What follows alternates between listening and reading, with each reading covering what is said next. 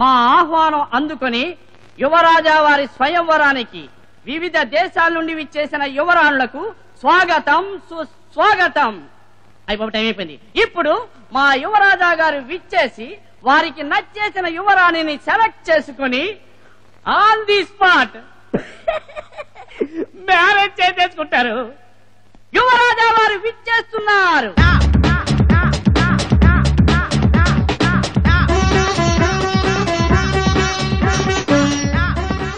ఈ అమ్మాయి పుష్పనగరం యువరాణి. భూలోకంలో జరిగిన అన్ని అందాల పోటీల్లోనూ పాల్గొని మిస్ భూలోకం అవార్డు కూడా స్వీకరించింది.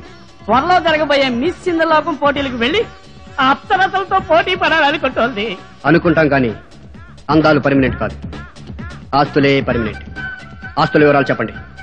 సుమారు 20 crores. నెక్స్ట్. ఈ అమ్మాయి కంచు నగరం కన్య. Total property value 25 crores. Next. ఈ అమ్మాయి వెండి నగరం యువరాణి. ఈవిడ ప్రాపర్టీ వాల్యూ 45 crores. నెక్స్ట్.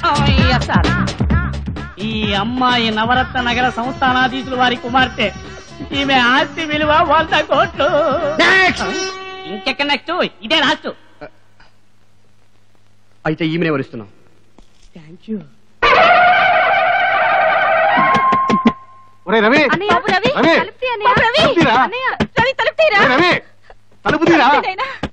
ఏమైంది?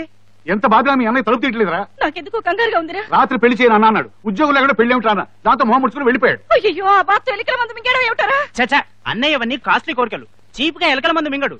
మింగితే పందికొక్కల మందే మింగుంటాడు. మీరు తప్పకుండా నేను చెప్తాను. అన్నయ్య అన్నయ్య తలుపుతీ అన్నయ్య. అన్నయ్య నీకు బోల్డ్ ఎంత కట్నం ఇచ్చి పెళ్లి చేస్తావని ఎవరో వచ్చారు. అందరూ నీకోసం ఎదురు చూస్తున్నారు. అన్నయ్య పెళ్లి అంతా హులక్. ఇంటి నిద్ర లేపుదామని కోసా. వేదవా, రియల్ లైఫ్ లో రిక్షా ఎక్కే బతికే అయినా కనీసం కల్లో అయినా కోటేశ్వరం అవుదామనుకుంటే చెడగొడతావరా? ఉద్యోగం ఎత్తుకోకుండా ఏమిటి పిచ్చుకోవాలా? అనుకుంటాం గాని ఉద్యోగం ఎందుకు నాన్న? జీతం వస్తే ముష్టి 2000 వస్తుంది. అదే పెళ్లి చేసుకుంటే 30,000 కట్నం వస్తుంది. దాన్ని బ్యాంకులో వేస్తే 3,000 వడ్డీ వస్తుంది. అందుకని ఉద్యోగం కంటే పెళ్లి బెటర్. ఆస్తి లేదు, ఉద్యోగం లేదు. ఏ తలకమాసిన నీకు 30,000 ఇస్తాడరా?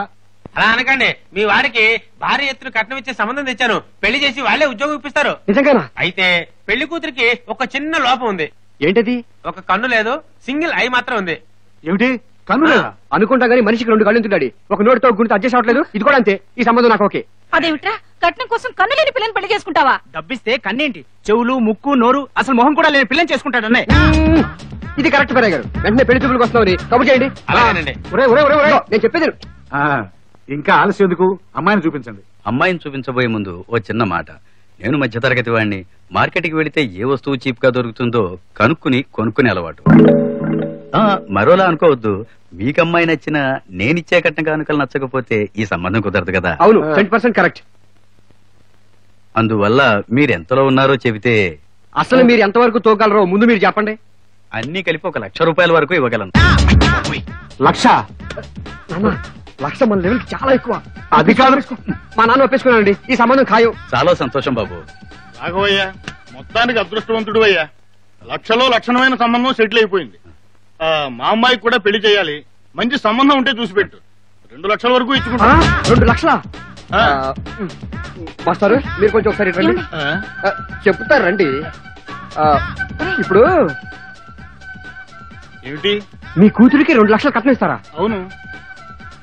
నా మీద మీ అభిప్రాయం? నీకేమయ్యా, బంగారం లాంటి కుర్రాడు. నాకెందుకో మిమ్మల్ని చూస్తుంటే జన్మల నుంచి మన ఇద్దరు మామ అల్లుళ్ళు అనిపిస్తుంది మామ. మరి ఆ సంబంధం ఖాయం చేసుకున్నారుగా? అదంతా నేను చూసుకుంటాను కదా. ఈ సంబంధం ఖరారు, సరేనా? రండి. హలో సార్, మీ సంబంధం క్యాన్సిల్, ఆయన సంబంధం ఫైనల్. అదేంటి బాబు? అంటే మార్కెట్ లో ఎవరైనా చీప్ గా వస్తున్నారో కొనుక్కోండి. మామగారు మేము వెళ్ళరామా? అది కాదురా. నువ్వేం మాట్లాడద్దు.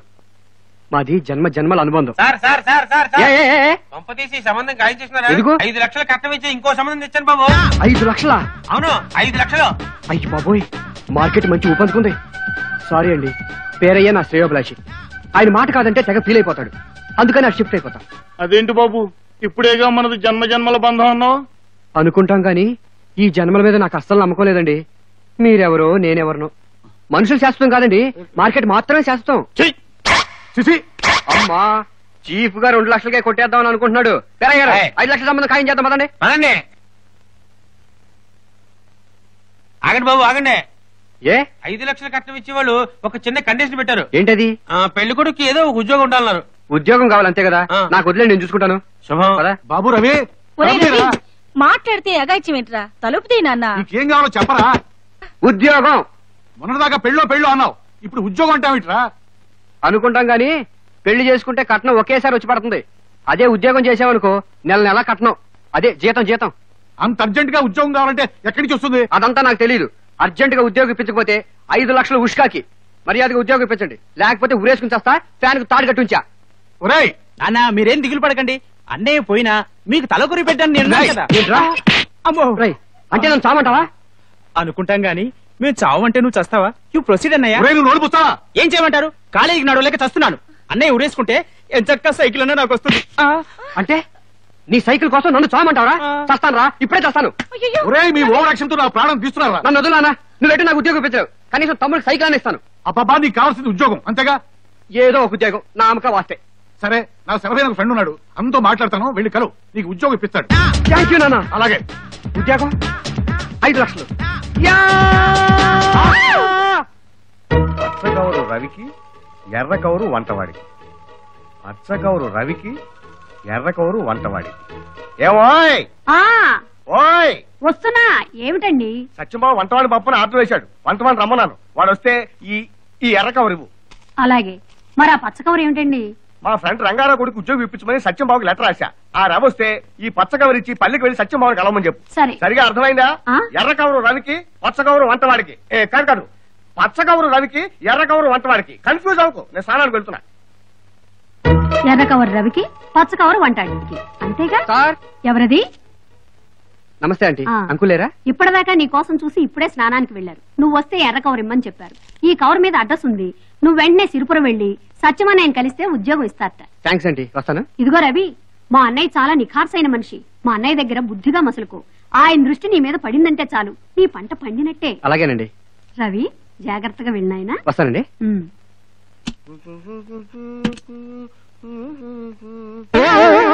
ఇదేమిటి, పచ్చకౌరు ఒకటే ఉంది అంటే వంటవాడు వచ్చేళ్ళాడు అనమాట. సహధర్మచారిణి, ఏమిటండి మళ్ళీ మీరు? వంటవాడికి అన్ని జాగ్రత్తలు చెప్పావా? వంటవాడేమిటండి? రంగారావు గారు అబ్బాయి రవ్వొస్తే మీరు చెప్పినట్టే ఎర్ర కవరే ఇచ్చి పంపించాను. చంపేశావు. అది వంటవాడికి ఇవ్వాల్సిన కవరు. ఆ? అయిపోయాడు. రవికుమార్ నేను వంటవాడిని కాదు మొర్రో అని మొత్తుకున్నా మా సత్యంబాబు విండు. ఆహా, ఓహో, దివ్యమైన జాతకం, మహర్జాతకం అండి తమరిది. ఈ మొక్క 30 ఏళ్ల నుంచి చెబుతూనే సత్యంగా నొప్పించేసి డాబాయిలు కట్టించేసుకున్నావు. మీకు నిజంగా జోసింది తెలిస్తే మా అమ్మాయి గారు పెళ్లి ఎప్పుడవుతుందో చెప్పండి. ఆ ఎవరం నేను చెబుతానే తల్లి. సోది చెబుతానమ్మా, సోది చెబుతా. ఉన్నది ఉన్నట్టు చెబుతా, లేనిది లేనట్టు చెబుతా. రావే తల్లి, కూసోవే బిడ్డ. ఇదిగో, సంపన్నులకు జోస్యం చెప్పడానికి సకల శాస్త్రాలు చదివిన మేమున్నాం. నీ వల్ల ఏమవుతుంది? కాదనకు ఓదనకు దిగకు. ఎరుక కలిగించేది ఎగువనున్న తల్లి, ఎరుక చెప్పేది ఈ ఎరుకల సాని. నీ మొహంలే, వెళ్ళు వెళ్ళు. రా అంటే వచ్చాన, పో అంటే పోతానా. ఇదిగిదిగో ఈ తల్లి సిరుల గల తల్లి. దుర్గమ్మ తల్లి నిన్ను చల్లగా చూస్తోంది.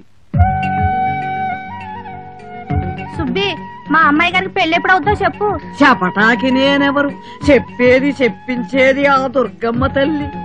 1, 2, 3 ఇవి రోజులా, వారాలా, నెలలా అని నీ మనసులో గుంజాటన పడుతున్నావు.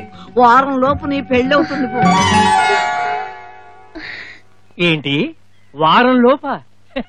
సత్యంగారు అమ్మాయి పెళ్ళంటే పెళ్లి పనులకే 4 రోజులు సరిపోదు. ఇదిగో, చేటడి బియ్యం కోసం చాంతాడంత అబద్ధం అడకు, తప్పు. జానడి పొట్ట కోసం జాతకాలు మార్చే జాతి కాదు మాది. 3 అమ్మల మూలపుటమ్మ, అమ్మలగన్న అమ్మ దుర్గమ్మ తల్లి చెబుతోంది.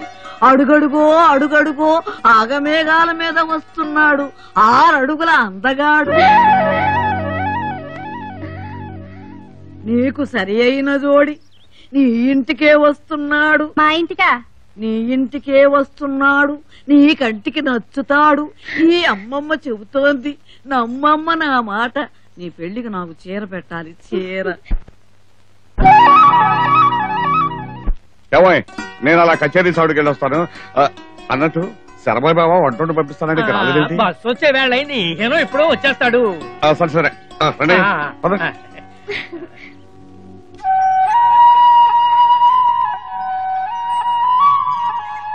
అడుగడుగో అడుగడుగో ఆగమేఘాల మీద వస్తున్నాడు 6 అడుగుల అందగాడు. ఏంటి నీలో నువ్వే మురిసిపోతున్నావు? రాబోయే పెళ్లి కొడుకు గురించి ఆలోచిస్తున్నారేమో. నేనెందుకు వెళ్తాను? పెళ్ళైన తర్వాత మీరే వెళ్తారు అత్తారింటికి. చూడమ్మా, అదిగో పెళ్లి కొడుకు వచ్చేసినట్టున్నాడు, వెళ్ళి చూడండి.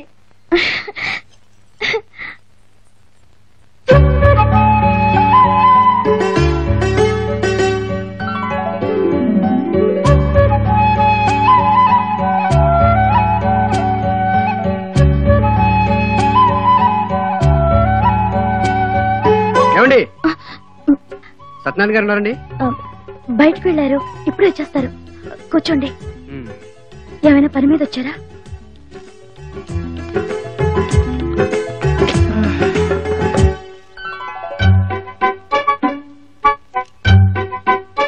సత్యం బావా, ఈ ఉత్తరం తెచ్చిన వాడు వంటలు చేయడంలో మహాదిట్ట.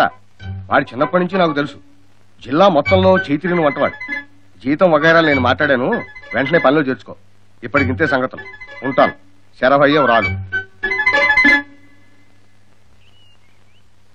మీరు వివరాలన్నీ ఉత్తరంలో ఉన్నాయిగా? ఉన్నాయి ఉన్నాయి. ఇంతకీ మీరెవరు? సత్యనారాయణ గారి అమ్మాయిని. ఓహో. ఏంటమ్మా, పెళ్లి కొడుకేగా వచ్చింది? కాదు, శరభయ్య మావయ్య పంపిన వంటవాడు. వంటవాడా? మరింకే వెంటనే వంట మొదలెట్టమని చెప్పలేకపోయావా? ఆ పోజు అది చూస్తే అలా అనిపించట్లేదు. పైగా ఎలా చెప్పాలో అర్థం కావట్లేదు. పట్నంలో వంటోళ్ళు అంతేనమ్మా, పోజులు ఎక్కువ. ఆడికి ఎట్టా చెప్పాలో నాకు తెలుసుగా, నేను చెప్తాను ఉండండి. ఏంటి లార్డ్ అమ్మ మొగుళ్ళగా కూర్చున్నా? లేలే, డ్యూటీ ఎక్కు. ఏం డ్యూటీ? వంట డ్యూటీ. ఏంటి? వంటోడివి వంట పరిగాకేం చేస్తావయ్యా?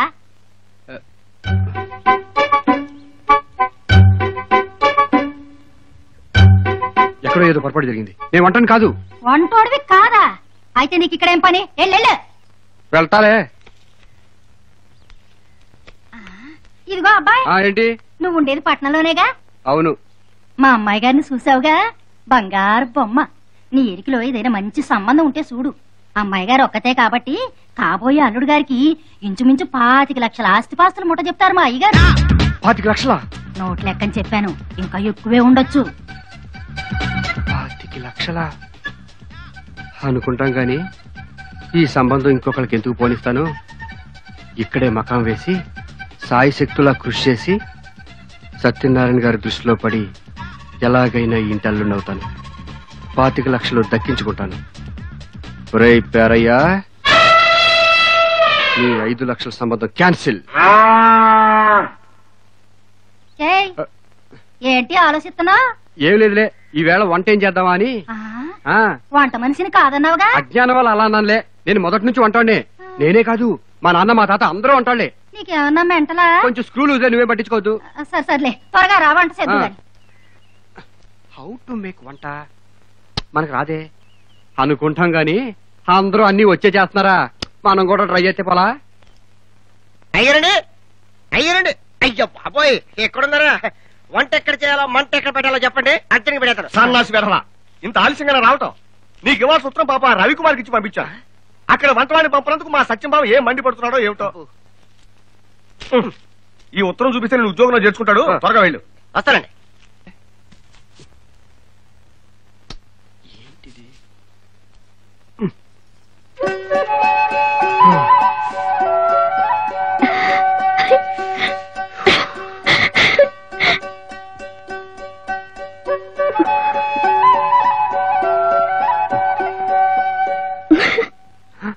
అమ్మాయి గారి దృష్టిలో పడిపోయాను.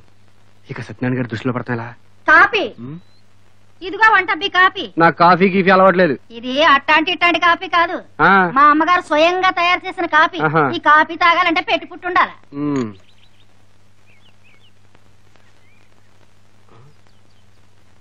ఐడియా అనుకుంటాం గాని అంతా మన మంచికే. నిన్ను అయ్యగారికి ఇచ్చేసి నేను అయ్యగారి దృష్టిలో పడిపోతాను. దా దా.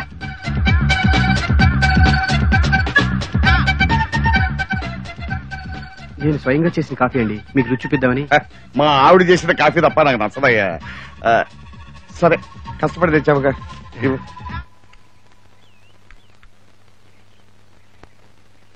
అరే అచ్చం మా ఆవిడ చేసినట్టుగానే ఉందయ్యా. బాగా చేసావయ్యా. నమస్కారం అండి. నమస్కారం అండి. ఎవరు పోయా నువ్వు? సర్వే గారు పంపించిన వంటవాణ్ణండి. అదేమిటి మా బాబా ఒక వంట పంపంటే ఇద్దరు పంపించాడేమిటి? అసలు ఏం జరిగిందంటే అబ్బో ఎలా వెదవా, సత్యనారాయణ గారి ఇంట్లో వంట చేయాలి, త్వరగా రమ్మని కబురు పెడితే ఇంత ఆలస్యంగా వస్తావా? ఇదిగో పోయినారు. వీడిని అసిస్టెంట్ అండి. ఏంటి? నేను నీకు అసిస్టెంటా? లేకపోతే నేనా? అయిపోయారో నువ్వు. నా చేతిలో అయిపోయావు. ఇదిగో, ఏమండి? ఈ అసిస్టెంట్లు అందరూ ఇంతేనండి, మనం జాగ్రత్తగా చూసుకోవాలి. జాగ్రత్త చూసుకోలేదు. పోతరా? ఏంటి నేను నీకు అసిస్టెంట్ నటించాలా? అవును. ఈ ఇంటికి నువ్వు అల్లుడైతే నాకేంటి లాభం? నీకు 10,000 ఇచ్చుకుంటాను రా. 10,000? అయ్యో బాబోయ్. సరే వంటలు నేను చేస్తాను, నువ్వు అయ్యగారి దృష్టిలో పడే పనిలో ఉండు. ఏంటి అలా చూస్తున్నావు? త్వరగా పని కానీ. అలాగేనండి. రేపు తెల్లారి గట్టెలేసి వంట మొదలెట్టాలి. రేపు అట్ల తద్ది అమ్మాయి గారు వారి చేతులు కలిసి మంచి మొగుడు రావాలని నోవు నోసుకుంటున్నారు. అర్థమైందా? అర్థమైపోయింది. చూడమ్మా, నీకెలాంటి మొగుడు కావాలో ఆ దేవత ముందు కోరుకుంటే అలాంటి మొగుడే వస్తాడు. ఆ కోరుకునేదేదో మాకు వినిపించేలా కోరుకుంటే మేమందరం వింటాం.